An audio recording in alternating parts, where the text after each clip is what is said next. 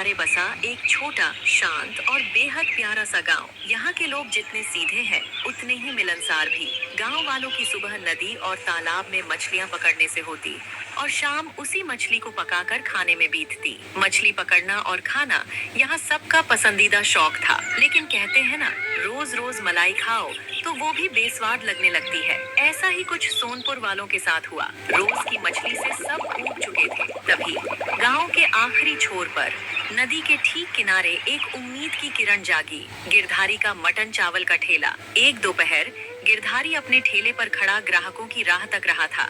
तभी सामने से दो लोग गुजरते हैं, एक बुजुर्ग काका और एक नौजवान। गिरधारी उन्हें देखकर आवाज लगाता है, अरे ओ काका, सुनो तो। अरे सुनो भाई साहब। दोनों राहगीर रुकते हैं और मुस्कुराते हुए गिरधारी के ठेले के पास आते।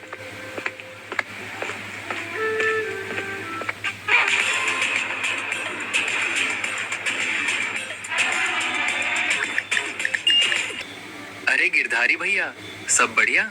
आज क्या खुशबू आ रही है? सब बढ़िया है भाई, खुशबू तो आएगी ही। मटन लाजवाब बना है। लेकिन काका, मटन तो खा लोगे, पर पैसा कौन देगा? इसलिए तो मैं कहता हूँ कि मैं उधार नहीं करता। अरे भाई साहब, बात सुनो। अभी तालाब से मछलियां पकड़ने जा रहा हूँ। अब इसे बाजार में बेचूंगा, हाथ में पैसे आएंगे, तभी तो तुम्हारे पैसे चुकाऊंगा ना। वैसे तुम्हारे मटन चावल का स्वाद सचमुच लाजवाब है, पर क्या करूं, अभी जेब थोड़ी ढीली है। काका, सच कहूँ तो अभी तक मेरी बोहनी भी नहीं हुई है। नियम तो कहता है कि पहली बार में उधार न दूं, नहीं तो आज तुम दोनों को भर पेट खिला देता। पर चलो, कोई बात नहीं, तुम दोनों खाओ, पैसे बाद में भिजवा देना। ठीक है गिरधारी भैया, हम शाम को मछली बेचकर आते ही सबसे पहले तुम्हारे पैसे दे देंगे। दोनों मटन चावल का स्वाद लेकर वहां से चले जाते हैं।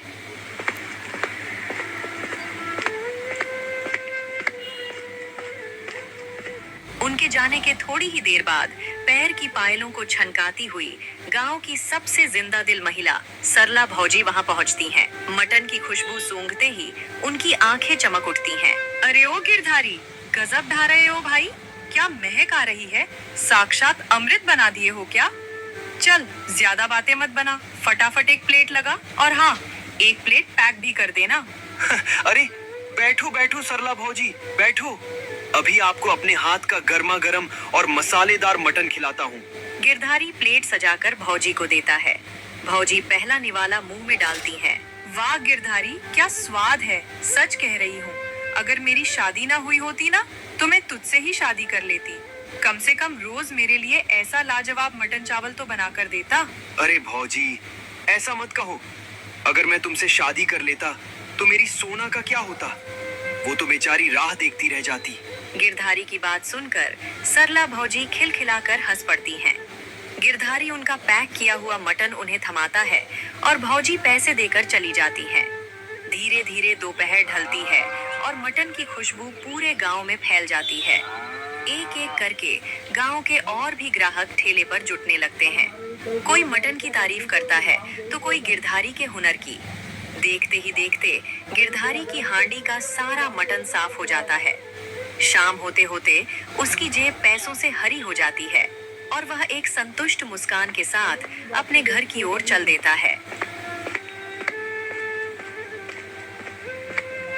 आओ आओ गिरधारी, आओ, जरा अपनी आंखों से देखो इस घर के लक्षण। इस घर में पहले कभी एक ठेले की चोरी नहीं हुई, पर अब तो सीधे कानों के झुमके गायब होने लगे हैं। राम राम राम। अच्छा जी, इसका साफ साफ मतलब तो यही हुआ ना माँ जी, कि पहले जब आप दोनों थे तब घर बड़ा हरिश्चंद्र का दरबार था, और जब से अभागन मैं इस घर में आई हूँ तब से चोरियां शुरू हो गई हैं।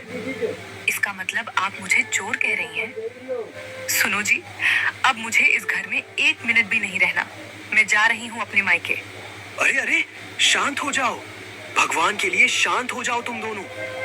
क्यों आपस में बिल्लियों की तरह लड़ रही हो? हुआ क्या है, कोई बताएगा? अरे, हम चोर हो गए जी। इन्हें लगता है कि हैं। अरे, हमारे मायके में क्या कम चीजें हैं क्या? मेरे पिताजी चाहें तो सोने से घर भर देंगे तुम्हारा, सोने से।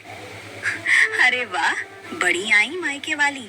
जरा देखो तो इस मायके वाली को, सोने से घर भर देंगे। हाँ, जब ब्याह कराई थी तो फूटी खाट लेकर आई थी, और बातें देखो जैसे कुबेर के खजाने से उतरी हूँ। सुना जी आपने, मेरी फूटी खाट का मजाक उड़ा रही हैं। दोनों फिर से एक साथ चिल्लाने लगती हैं। गिरधारी का सिर चकराने लगता है। बस शांत हो जाओ। इस घर में ना तो कोई बाहर का चोर आया है और ना ही तुम दोनों में से कोई चोर है। तुम्हारे सामने जो ये बदनसीब गिरधारी खड़ा है ना, असली चोर वही है। क्या मेरा गिरधारी, मेरा सीधा साधा बेटा चोर हो गया? तू तू इस कलमुही अपनी पत्नी के बकावे में आकर अपनी बूढ़ी माँ के कान का झुमका चुरा लिया। हाय रे मेरी किस्मत। नहीं माँ, मैंने सिर्फ आपका झुमका नहीं चुराया, बल्कि मैंने सोना का भी झुमका चुराया है। क्या कहा? मेरा भी झुमका तुमने ही उड़ाया? अरे बाप रे, इसका मतलब हम दोनों सास बहू सुबह से फिजूल में ही एक दूसरे का खून पी रही थी। मुझे तो भनक तक नहीं लगी। पर तुमने ऐसा किया क्यों जी? क्या करता मैं? तुम दोनों को पता है कि मैंने मटन के धनीराम सेठ रोज ठेले पर आकर धौंस जमाता था। अगर मैं समय पर उसके पैसे न चुका पाता तो वो मेरा ठेला और मटन की दुकान बंद करवा देता। हमारा घर कैसे चलता? इसलिए मजबूरी में मैंने तुम दोनों के झुमके चुपके से ले जाकर गिरवी रख दिए और वो पैसे। पर तुम दोनों फिक्र मत करो, देखो आज बहुत अच्छी बिक्री हुई है। बहुत जल्द मैं पैसे जोड़कर तुम दोनों के झुमके वापस ले आऊंगा। अब प्लीज लड़ना बंद करो। मुझे बहुत जोरों की नींद आ रही है, थक कर चूर हो गया हूँ। और हाँ, सुबह बहुत से लोगों से उधार का पैसा भी वसूलने जाना है।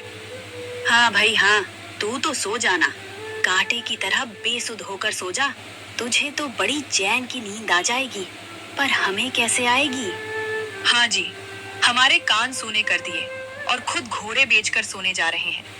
तनिक सोचो, बिना झुमकों के हम पड़ोस वाली चाची को अपना मुंह कैसे दिखाएंगी? अगली सुबह होती है। गिरधारी अपनी बीती रात की थकान को भूलकर चेहरे पर एक बड़ी सी मुस्कान सजाए फिर से उसी नदी किनारे अपना ठेला लगा देता है। अभी चूल्हा ठीक से सुलगा भी नहीं था कि मटन के दीवाने ग्राहकों की भारी भीड़ टूट पड़ती है। जल्दी से एक प्लेट मसालेदार मटन चावल लगा दो, अब सब्र नहीं होता। राम राम भैया, बैठो बैठो, बस अभी गर्मा गर्म प्लेट लगाता हूँ। गिरधारी के होते हुए कोई भूखा नहीं जाएगा। अरे गिरधारी, एक बात तो बताओ, अभी आते वक्त मैंने तुम्हारी माँ और तुम्हारी पत्नी दोनों को गुस्से में पैर पटकते हुए जमींदार के बंगले की तरफ जाते देखा। सब खैरियत तो है ना? अरे नहीं भाई साहब, सुबह सुबह आपकी नजरों ने धोखा खाया है। मेरी माँ और मेरी पत्नी तो घर पर आराम कर रही हैं। वो भला इतनी सुबह जमींदार के घर क्यों जाएंगी? नहीं भैया, मेरी नजर तो धोखा नहीं खा सकती। पर चलो छोड़ो, हमें क्या करना है। तुम ऐसा करो, फटाफट मेरी प्लेट लगाओ, बहुत जोरों की भूख लगी है। सच कहूं तो रोज रोज वो कांटेदार मछली खा खाकर जी मचलाने लगा है। अब तो ऐसा लगता है कि दिन में एक बार तुम्हारा मटन ना मिले तो गुजारा ही नहीं होगा। अरे कोई बात नहीं भैया, आप रोज आओ, गिरधारी आपके लिए रोज ऐसा ही लाजवाब मटन बनाएगा। तभी दूर से हांफता हुआ, दौड़ता हुआ जमींदार का चमचा रामू आता है। उसकी सांस फूली हुई है। अरे अरे ओ गिरधारी भैया, अनर्थ हो गया, गजब हो गया मोरी मैया। अरे रामू, क्या हुआ? ऐसे भूत की तरह क्यों हाँफ रहे हो? अरे भैया, तुम्हारी माँ और तुम्हारी पत्नी दोनों साक्षात चंडी का रूप धरकर जमींदार साहब के घर पहुंच गई हैं। वहां जाकर उनके कान के झुमके मांग रही हैं और जमींदार साहब को ऐसी ऐसी खरी खोटी सुना रही हैं कि क्या रामू, तुम सच कह रहे हो? वो दोनों वहां पहुंच गई? अरे भैया, मैं झूठ क्यों बोलूंगा, अपनी आंखों से देखकर आ रहा हूँ। पूरे मोहल्ले का तमाशा बना हुआ है, जल्दी चलो। गिरधारी ठेला छोड़कर सरपट दौड़ता हुआ जमींदार के बंगले पहुंचता है। वहां का नजारा देखकर उसके पैरों तले जमीन खिसक जाती है। सास बहू मिलकर जमींदार साहब का कचुम्बर निकाल रही थीं। अरे ओ नास पीटे जमींदार, तुझे जरा भी तसल्ली नहीं हुई? तरस नहीं आया तुझे इस बूढ़ी माँ पर? मेरे सोने के झुमके दबाकर बैठ गया। अरे वो मेरे सिंदूर की गिरधारी के बाबूजी की आखिरी निशानी थी रे पापी। हाँ जी, कुछ तो शर्म करते जमींदार साहब। अभी नई नई ब्याह कर इस घर में आई हूँ। मेरे मायके वाले सुनेंगे तो क्या कहेंगे? मेरी शादी का झुमका छीनते हुए तुम्हारे हाथ नहीं कांपे? बस शांत हो जाओ तुम दोनों, भगवान के लिए शांत हो जाओ। अरे गिरधारी भाई रे, आ गया तू, बचा ले मुझे। मेरी तो सांसें ऊपर की ऊपर और नीचे की नीचे रह गई हैं। भाई ऐसी ऐसी गालियां और ऐसे ऐसे कड़वे बोल सुने हैं मैंने कि मेरा बीपी आसमान छू रहा है। मैं जमींदार होकर भी इनके आगे कुछ बोल नहीं पा रहा हूँ। अरे जमींदार साहब, तो आप साफ साफ बोल देते ना कि आपके पास झुमके नहीं हैं। अरे भैया, मैंने एक बार नहीं 1000 बार बोला, चिल्ला चिल्ला कर बोला कि मेरे पास झुमके नहीं हैं। मुझे तो गिरधारी ने कल नकद पैसे लाकर दिए थे, लेकिन ये दोनों मेरी बात सुनने को तैयार ही नहीं है। सुनो तुम दोनों, मेरी बात सब छोड़कर परदेश चला जाऊंगा, फिर रोती रहना दोनों अकेले बैठकर। कल रात को गुस्से में मेरे मुंह से निकल गया था कि मैं झुमके बेच आया हूँ, लेकिन मैं उन्हें बेचकर नहीं बल्कि सोनार की दुकान पर गिरवी रख कर आया था। तुम्हारे दोनों के झुमके सोनार की तिजोरी में सही सलामत रखे हैं। जैसे ही मटन बेचकर मेरे पास पैसे जमा होंगे, मैं सबसे पहले तुम्हारे झुमके छुड़ा कर लाऊंगा। लेकिन आशा किया या कहीं भी पैर बाहर निकाला तो तुम दोनों मेरा मरा हुआ मुंह देखोगी। चलो सीधे घर जाओ अब। गिरधारी की मरे हुए मुंह वाली बात सुनते ही सास बहू के तोते उड़ गए। दोनों ने चुपचाप अपनी नजरें झुकाईं और भीगी बिल्ली बनकर सीधे घर की तरफ पैर बढ़ा दिए। गिरधारी एक लंबी और भारी सांस लेता है, वापस अपने मटन के ठेले की तरफ चल देता है, जहां ग्राहक उसके इंतजार कर रहे होते हैं।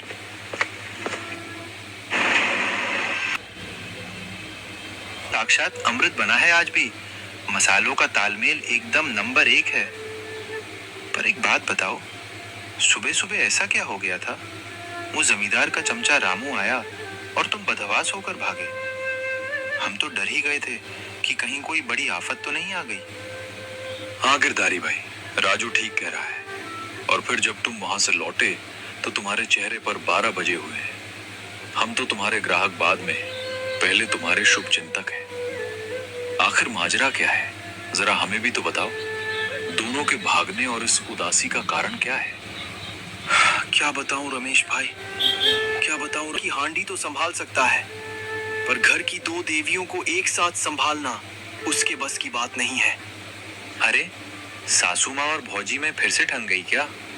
अरे वो तो रोज का है, तुम उसके लिए इतने उदास हो। रोज का होता तो सह लेता भैया, आज तो हद ही हो गई। मेरी माँ और मेरी पत्नी दोनों मिलकर सुबह सुबह जमींदार साहब के बंगले पर चढ़ाई करने पहुंच गई। पूरे गांव के सामने तमाशा बना दिया। हैं? जमींदार के घर? पर क्यों? जमींदार साहब से भला उनका क्या लेना देना? कारण जानना चाहते हो ना भाई? तो सुनो। असल में बात यह है कि धंधे को बढ़ाने के लिए मैंने कुछ पैसे उधार लिए थे। कर्ज चुकाने का दबाव था, दुकान बंद होने की नौबत थी, तो मैंने मजबूरी में अपनी माँ का और अपनी पत्नी का, दोनों का एक एक। ओहो, तो ये बात थी। हाँ, कल रात जब घर गया तो देखा दोनों झुमके के लिए एक दूसरे का सिर फोड़ने को तैयार थी। सासू माँ बहू को चोर कह रही थी, बहू सासू माँ को ताना दे रही थी। मुझसे अपनी माँ और पत्नी का ये झगड़ा देखा नहीं गया, तो मैंने सच उगल दिया कि असली चोर मैं हूँ। मैंने कहा कि पैसे चुकाने के लिए मैंने झुमके गिरवी रखे हैं। तो फिर सुबह जमींदार के घर क्यों गए? अरे यही तो औरतों की बुद्धि है रमेश भाई। रात को मेरे मुंह से गुस्से में निकल गया था कि मैंने झुमके देकर जमींदार का कर्ज उतारा है। अब उन दोनों ने क्या समझा भगवान जाने। सुबह उठकर दोनों सीधे जमींदार के बंगले पहुंच गईं और लगी चिल्लाने कि हमारे झुमके वापस करो। जमींदार साहब बेचारे सीधे साधे आधारी ने मुझे पैसे दिए हैं, झुमके नहीं, पर ये मानने को तैयार ही नहीं। अंत में मुझे जाकर पैर पकड़ने पड़े और मेरा मरा हुआ मुंह देखोगी, तब जाकर दोनों शांत होकर घर लौटी। ठेले पर बैठे बाकी ग्राहक भी गिरधारी की दास्तान सुनकर अपनी हंसी नहीं रोक पाते।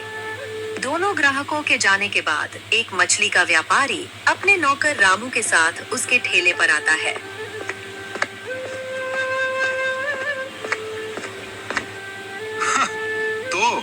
अरे तुम ही हो वो गिरधारी जो इस छोटे से ठेले पे मटन चावल बेचते हो। शहर तक तुम्हारे इस मटन के स्वाद के चर्चे पहुंच रहे हैं। मैंने सुना है कि तुम्हारे हाथ में कोई जादुई हुनर है, जो भी एक बार खाता है तुम्हारा गुलाम हो जाता है। जी साहब, राम राम। इस तुच्छ गिरधारी को ही लोग मटन वाला कहते हैं। ये तो सब भगवान की कृपा और गांव वालों का प्यार है साहब। पर माफ कीजिएगा, मैंने आपको पहचाना नहीं। आप पहली बार मेरी दुकान पर पधारे हैं। पहचानोगे कैसे भाई? हम कोई छोटे मोटे रागीर तो है नहीं। मैं वही हूँ जिसे तुम्हारे पूरे गांव के लोग सुबह सुबह नदी और तालाब से पकड़ी हुई मछलियाँ बेचने आते हैं। इस पूरे इलाके के मछली बाजार का सबसे बड़ा सेठ करोड़ी मल, समझे कुछ? अरे आप सेठ जी हैं।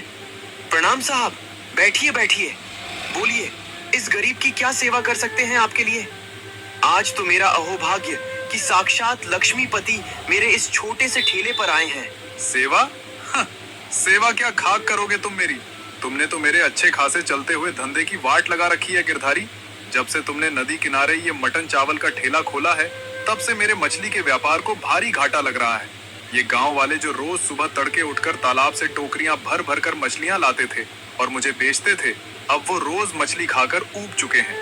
और जो बची कुची कसर थी वो तुम्हारे इस मटन ने पूरी कर तुम्हारे ठेले पर कतार लगाकर खड़े रहते हैं। मेरा मुनाफा आधा हो गया है। अरे सेठ जी, पेट की भूख और जुबान का स्वाद तो भगवान तय करता है। मैं तो बस अपनी मेहनत की आग सुलझाता हूँ। लोग आते हैं, प्यार से खाते हैं। इसमें आपके धंधे को नुकसान पहुंचाने की मेरी कोई मंशा नहीं है साहब। चलो चलो, ये ज्ञान की बातें बंद करो। जो भी हो, नुकसान तो हुआ है, पर खैर कोई बात नहीं। आज मैं खुद देखना चाहता हूँ कि इस मटन में ऐसा क्या जादू है जिसने मेरे मछली बाजार को हिला कर रख दिया। ऐसा करो, एक प्लेट बढ़िया सा मटन चावल लगाओ जरा हमारे लिए। और हाँ, ये जो मेरे साथ मेरा नौकर श्यामू आया है ना, इसका भी एक प्लेट लगा देना। इसे भी चखाओ अपना स्वाद। जी साहब, अभी लगाता हूँ। आप बस 2 मिनट बैठिए। गिरधारी के मटन का स्वाद चखने के बाद आप सारा गुस्सा भूल जाएंगे। गिरधारी फुर्ती से स्टील की बड़ी थालियों में गर्मा गर्म चावल निकालता है, फिर हांडी का ढक्कन हटाता है, जिससे मसालों और मटन की ऐसी खुशबू हवा में तैरती है कि सेठ करोड़ी मल और उसका नौकर श्यामू दोनों की लार टपकने लगती है। गिरधारी थाली में गाढ़ी तरी और मटन के रसीले पीस सजाकर दोनों के सामने परोसता है। सेठ करोड़ी मल पहला निवाला मुंह में डालता है। उसकी आंखें बड़ी हो जाती हैं। वो बिना बोले लगातार खाने लगता है। उसका नौकर श्यामू भी भूखे भेड़िए की तरह प्लेट साफ करने लगता है। ओह भाई गिरधारी, मानना पड़ेगा, गजब, साक्षात गजब स्वाद है। मेरे शहर के बड़े बड़े होटलों के बावर्ची भी तुम्हारे इस स्वाद के आगे पानी भरेंगे। मटन क्या बना है, रूह खुश हो गई। मजा आ गया भाई, सच में मजा आ गया। हाँ हुजूर, छोटे मालिक की कसम, ऐसा मटन तो मैंने अपनी पूरी जिंदगी में कभी नहीं खाया। गिरधारी भैया, आपके हाथों में तो साक्षात माँ अन्नपूर्ण। हमारे घर के लिए हम रात को भी यही खाएंगे। जी साहब, अभी पैक कर देता हूँ। और सुनो गिरधारी, यहाँ आओ, जरा मेरी बात ध्यान से सुनो।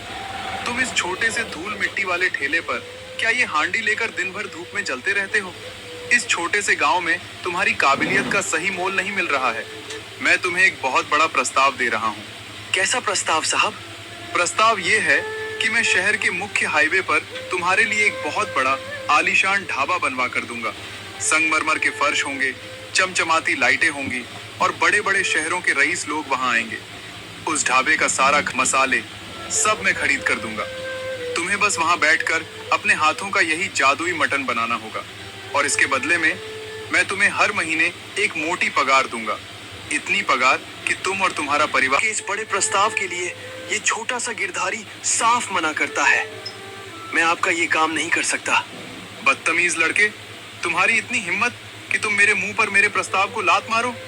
तुम मुझसे ऐसी भाषा में बात कर रहे हो, जानते नहीं हो